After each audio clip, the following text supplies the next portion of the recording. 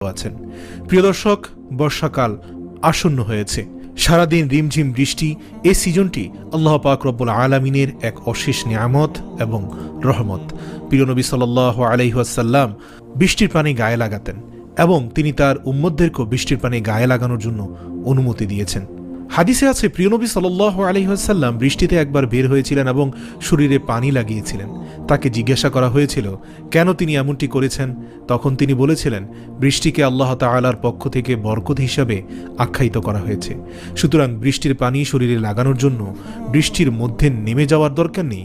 যদি ঠান্ডা লাগার ভয় থাকে, অন্তত 2-1 ফোঁটা পানি শরীরে লাগালেই এই আমলটি পূর্ণ হয়ে যাবে। আলহামদুলিল্লাহ। প্রিয় দর্শক, বর্ষাকালে যখনই বৃষ্টি হবে আমরা প্রত্যেকে রাসূল সাল্লাল্লাহু আলাইহি সাল্লামের সুন্নাহ থেকে বঞ্চিত না হই। অন্তত 2 ফোঁটা পানি হাতে নিয়ে শরীরে লাগানোর চেষ্টা করবে ইনশাআল্লাহ। রাসূল সাল্লাল্লাহু আলাইহি সাল্লামের সুন্নাহ